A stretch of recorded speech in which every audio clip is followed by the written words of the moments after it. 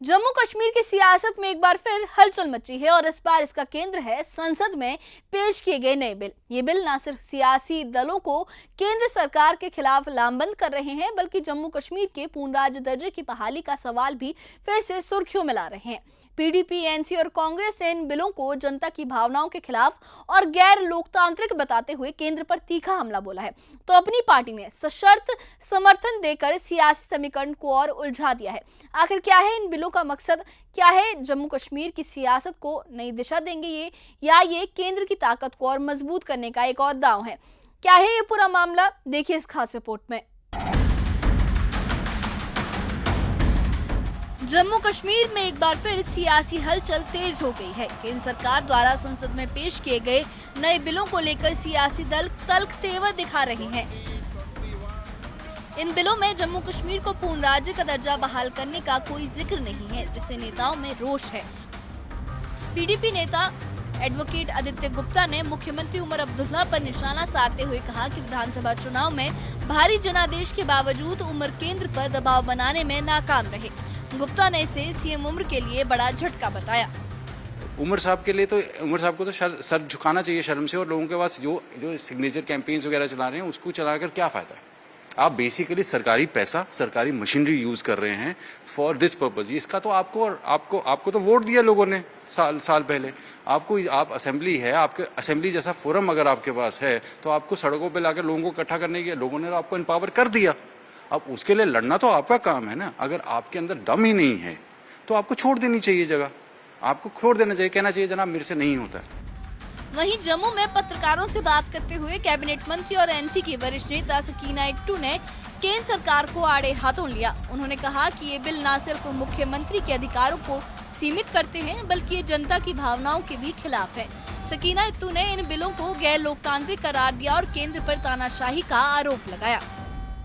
Statehood बहुत ज़रूरी हैं। जम्मू कश्मीर के जो पावर हैं वो यूटी में काफ़ी हद तक उन पावर्स को कम किया गया है, और जो कमिटमेंट की थी कि जम्मू कश्मीर को स्टेटहुड वापस मिलेगा, लेकिन उसके बदले में कुछ और चीज़ें आप डेमोक्रेसी को कमज़ोर कर रहे हो, ये एक बहुत गलत बात है। ये अच्छी चीज़ नहीं है। जितना अगर आपको किसी के साथ कोई नज़रिए का इख्तिलाफ है, जिसको कहते हैं बैटल ऑफ आइडियाज़, ख्यालातों की जंग, लेकिन अगर इस तरह आप ये सब चीज़ें करोगे, छोटी बनाओगे माहौल को, डेमोक्रेसी को कमज़ोर करोगे, ये सही बात नहीं है।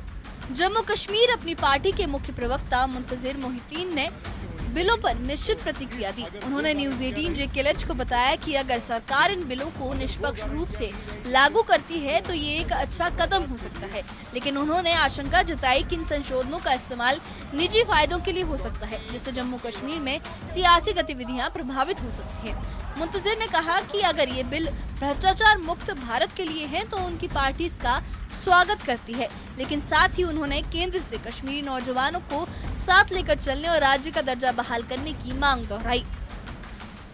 जम्मू एंड कश्मीर अपनी पार्टी स्टेटहुड के मुतालबे को, स्टेटहुड को रेस्टोर करने के मुतालबे को तो किसी भी सूरत में जारी रखेगी, और जो भी इकदाम इस ज़िम्मन में उठाए जाएंगे किसी भी पॉलिटिकल पार्टी की तरफ से जम्मू कश्मीर के आवाम को स्टेटहुड देने के लिए, दूसरी हमारी खुसूसी जो मामला छीन लिए गए हैं उनको देने के लिए, तो जम्मू कश्मीर अपनी पार्टी हर उस पार्टी के उस फैसले की हिमायत करती है। जम्मू कश्मीर कांग्रेस कमेटी के अध्यक्ष तारिक हमीद कर्रा ने भी केंद्र के रवैये पर सवाल उठाए। उन्होंने कहा कि बीजेपी की हरकतें उनकी तानाशाही सोच को दिखाती हैं। कर्रा ने बिलों को नेताओं पर नियंत्रण बढ़ाने की कोशिश बताया और कहा कि ये लोकतांत्रिक मूल्य को कमजोर करते हैं। हालांकि इनका जम्मू कश्मीर पर सीधा असर नहीं हो सकता, लेकिन ये केंद्र की सत्ता को मजबूत करने की मंशा दिखाते हैं। कर्रा ने ये भी बताया कि कांग्रेस ने जम्मू कश्मीर विधानसभा में पेश बिलों की समीक्षा के लिए एक 3 सदस्यीय समिति बनाई है। Though it doesn't have a direct impact on Jammu and Kashmir because जो अमेंडमेंट है वो जम्मू कश्मीर के नाम से इसलिए आई कि ऑलरेडी वहां पे जो यूनियन टेरिटरीज एक्ट है उसमें तो है ही, बट जम्मू कश्मीर का क्योंकि it was a separate act तो उसमें ये सब चीजें अथॉरिटेरियनिज्म बीच में डालने के लिए। जम्मू कश्मीर को 2019 में केंद्र शासित प्रदेश बनाए जाने के बाद से ही राज्य का दर्जा बहाल करने की मांग जोर पकड़ रही है। सियासी दल इसे जनता का सबसे बड़ा मुद्दा बताते हैं, लेकिन केंद्र सरकार ने अभी तक कोई समय सीमा नहीं दी। इन बिलों को लेकर उठे सवालों ने एक बार फिर केंद्र और स्थानीय नेताओं के बीच तनाव को सामने ला दिया है। इस वक्त सियासी दलों का मुख्य फोकस राज्य के दर्जे की बहाली पर है।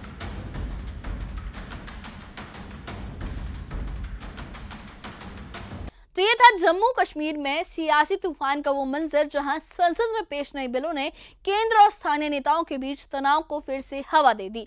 पीडीपी, एनसी और कांग्रेस का गुस्सा अपनी पार्टी की सशर्त हामी और पूर्ण राज्य के दर्जे की बहाली का अनसुलझा सवाल, ये सब बताते हैं कि जम्मू की सियासत में अभी भी उलझनों के दौर में चल रही है ये सियासत जम्मू कश्मीर की। और 2019 में केंद्र शासित प्रदेश बनने के बाद से ही कश्मीर की आवाम इस स्टेटहुड की बहाली की बात कर रही है, लेकिन इन बिलों ने उस उम्मीद पर फिर से सवाल खड़े कर दिए हैं जो उम्मीद लोगों को थी कि इस बार शायद जम्मू कश्मीर के स्टेटहुड की बहाली की बात होगी।